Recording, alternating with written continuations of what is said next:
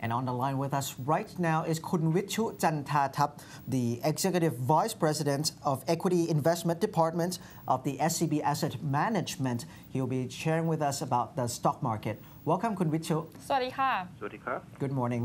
K.Vijchu, are the investors in general now, are they bullish towards the Prime Minister's plan to announce the House dissolution later this week?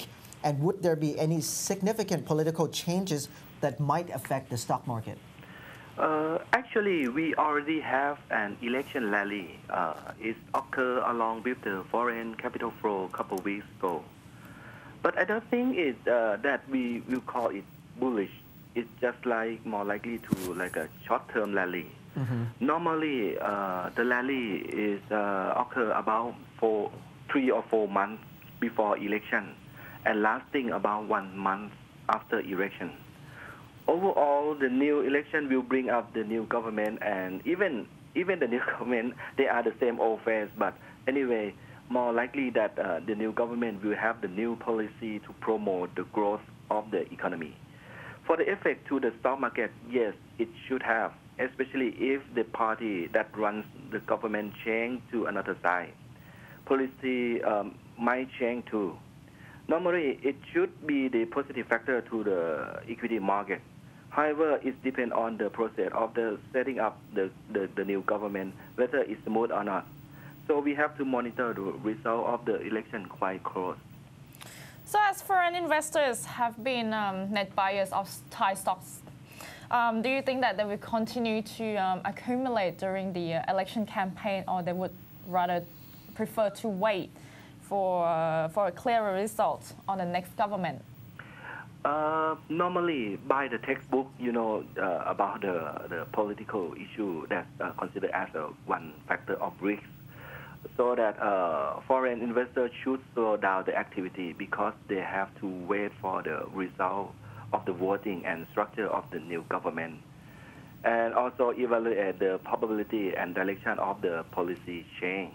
But for Thailand, the new government, no matter change side or not, major policies still continue and impact not that much to the business of the private sector. That's right. So that I don't think that they will slow down that much, given that the setting up of the government smooth as expected. Most investors, I think, expect the same coalition party return to run the government again. Okay, this is off the textbook, right? Yeah. Should Thai investor invest in the SET index, or should they diversify the investment into mutual funds that invest in foreign markets like India or China? Again, by theory, yes, they should diversify. But it's not because Thai market is not good, but it's just because it's good for total diversify to the total risk and increase more in terms of total return. China and India is still in the good shape for the next year. Even GDP growth is slowed down compared to last year, but still high when compared to other parts of the global market. But we have to monitor let's say for the China, we have to monitor the tighten policy that they try to slow down its economy. If it's too tight, it might make the hard landing. But anyway, if you ask that we should invest through the mutual fund or direct investment, I think through the mutual fund is much easier than direct investment, and also the cost of investment is lower than direct investment. So according to you, do you think that the energy and banking sectors are attractive? Yes. Energy is still good in medium to long term, in the long term. But in short term, I do believe that oil price might volatile, such as last night, in short term. And also, I think all the commodity price will volatile along with the oil price as well. So we have to be careful with these two sectors, especially for the oil sector and petrochemical sector. For the banking sector, I think it will enjoy with the two factors.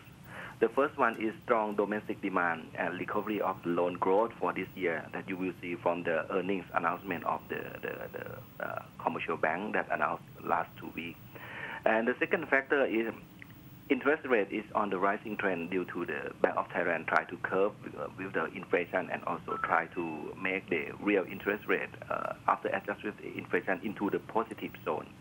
So that for the banking sector, they will gain the benefit from side of the loan growth expansion and benefit from the price of the net interest rate margin that widen from the interest rate increase. Well, thank you very much, K.Vijchu, for sharing with us today. Thank you very much. Thanks for the update, and we'll see you another time. Okay, that was K.Vijchu Chantathub of the SCB Asset Management.